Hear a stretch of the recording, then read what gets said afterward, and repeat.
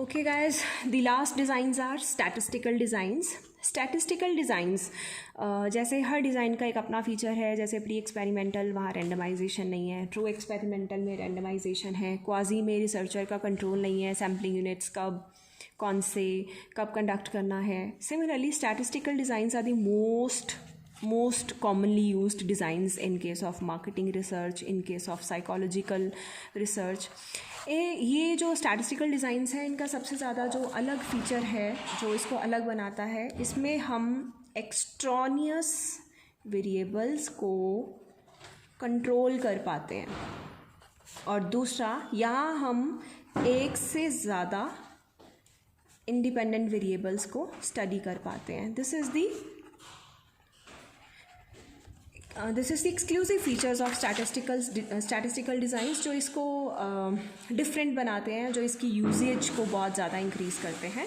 एक, हम एक्सट्रॉनियस वेरिएबल्स को कंट्रोल कर सकते हैं. फॉर एग्जांपल मैं इम्पैक्ट चेक कर रही हूँ एडवर्टीज़मेंट का on sales, right. It can be different in case of different industry. Obviously we all know के जो अच्छी कार्स हैं, जो कॉस्टली कार्स हैं, उनकी एडवर्टीज़मेंट नहीं आती, बट स्टिल उनकी सेल्स होती है, राइट. तो it depends upon the type of car as well कि उसकी एडवर्टीज़मेंट का सेल्स पे इम्पैक्ट आएगा या नहीं, राइट. तो the type of car is extraneous variable, right. So keeping that type of car as controlled or as constant, we will check the impact of advertisement on sales. The other example, जैसे I am going to check the impact of ICT on the performance, right. ऐसा हो सकता है कुछ students जो हैं उनका mental level अभी स्टेबल नहीं है, they are into something else, friend के साथ लड़ाई हो गई. तो सच काइंड ऑफ वेरिएबल्स जो हम नहीं स्टडी करते पर हम उन्हें कंट्रोल कर लेते हैं अपनी रिसर्च में, such kind of variables are called as extraneous variables.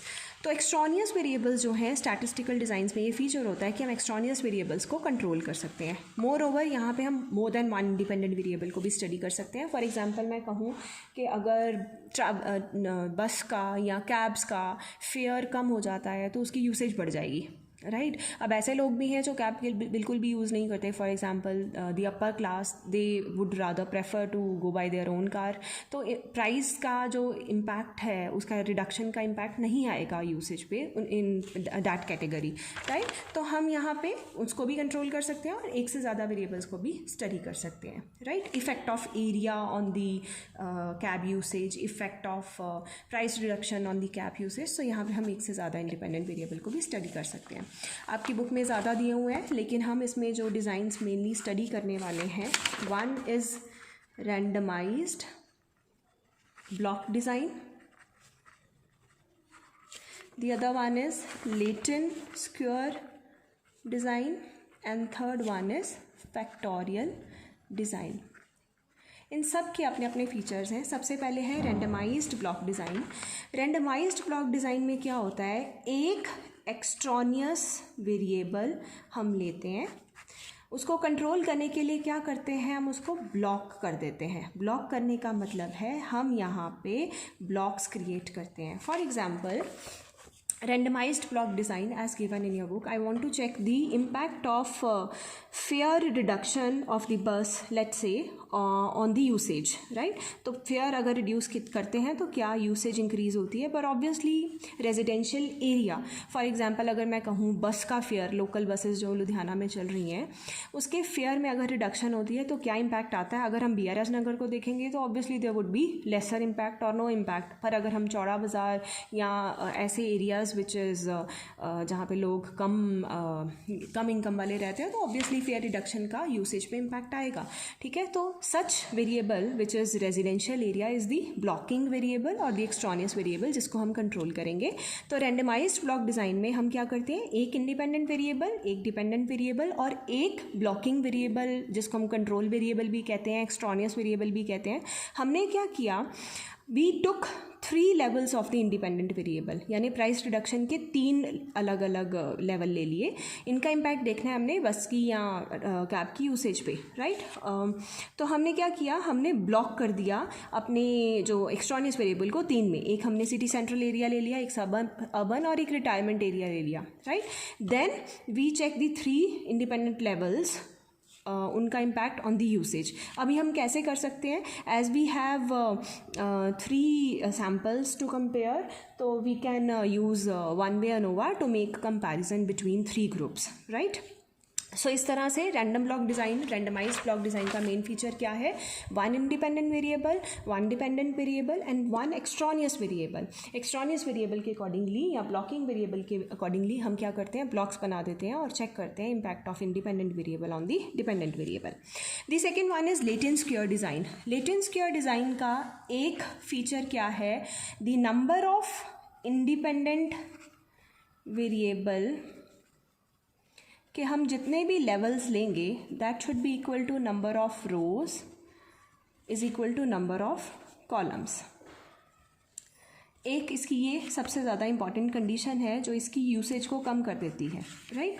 अब इसमें है क्या, इसका फीचर क्या है लेटेंट स्क्वायर डिज़ाइन का, हम यहाँ पे 2 कंट्रोल वेरिएबल्स ले सकते हैं या 2 एक्सट्रानियस वेरिएबल्स हम यहाँ पे ले सकते हैं, राइट. फॉर एग्जाम्पल, अब ऐसा हो सकता है कि अगर कोई लग्जरी बस हो तो ऑब्वियसली BRS नगर वाले लोग जो हैं या जो अपर एफ्लुएंट एरिया है they would prefer luxury bus. तो हमने क्या किया, हमने यहाँ पे 2 कंट्रोल वेरिएबल्स ले लिए.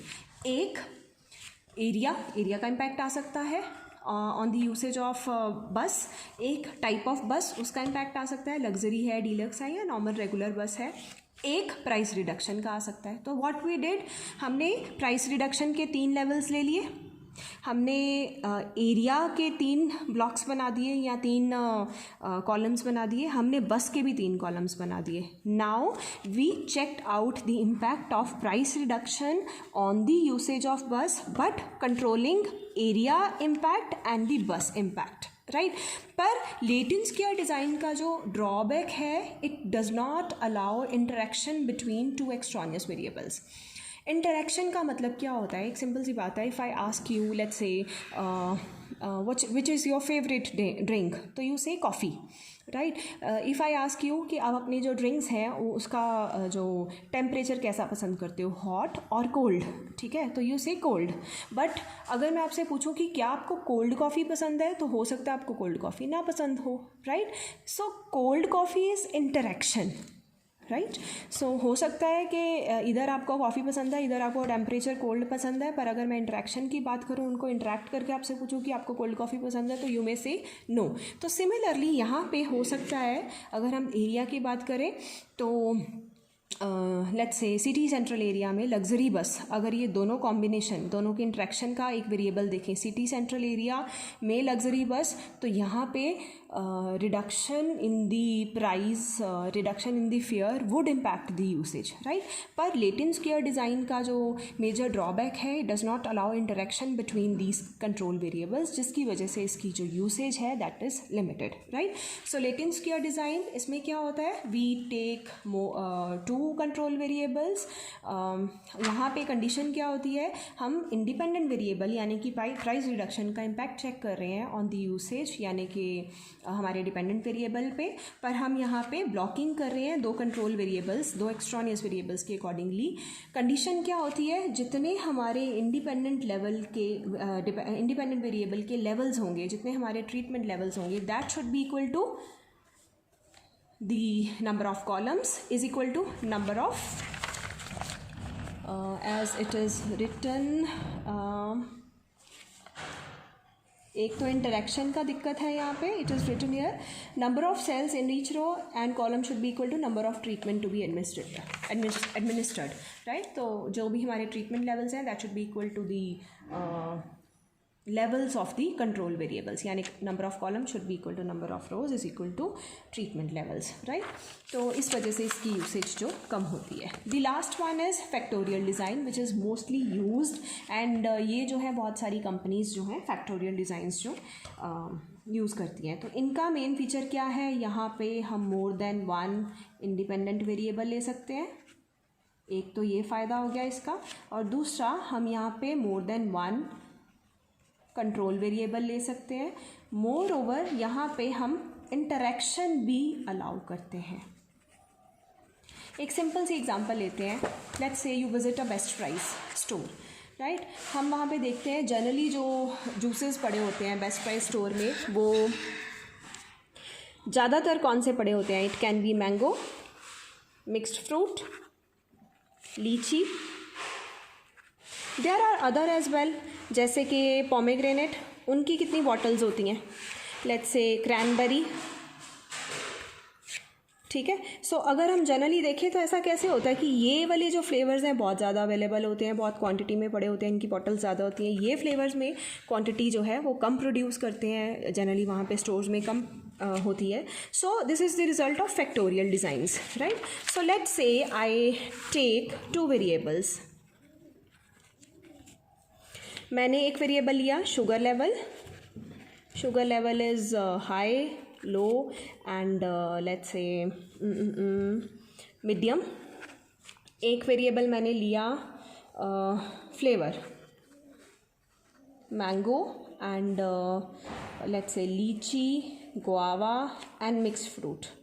तो यहाँ पे एक कॉम्बिनेशन इंटरेक्शन करके बन गया ये 2, 3, 4, 5, 6, 7, 8, 9, क्योंकि हम इंटरेक्शन अलाउ कर रहे हैं यहाँ पे 10, 11, 12. तो ये सैम्पल्स मैंने बना लिए. अब मैंने कंज्यूमर्स को ये सैम्पल्स दिए और उनको कहा highly preferred, medium preferred and let's say least preferred. तो 1, 2, 3 they are suppose to test these 12 interactions और उनको इस पर बताना है. सो जो हाईली प्रेफर्ड होगी, जिस पे ज़्यादा लोग प्रेफर करेंगे, उन्हीं की प्रोडक्शन की जाती है.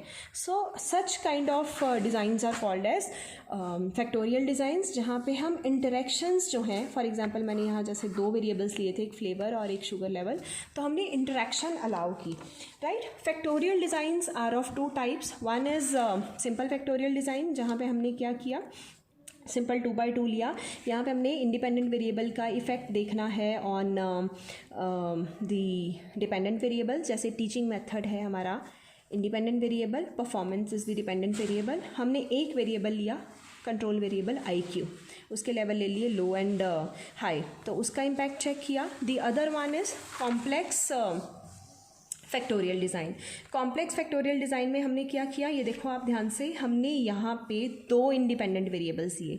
एक टीचिंग मेथड, उसके मैंने 2 ले लिए, लेवल 1, लेवल 2, राइट. एक मैंने लिया IQ, right. So I am checking the impact of teaching method and IQ on the performance.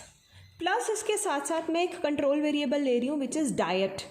Diet A and diet B. हो सकता है कि डाइट का इम्पैक्ट आ रहा हो on the performance of the students, तो diet is being controlled, right.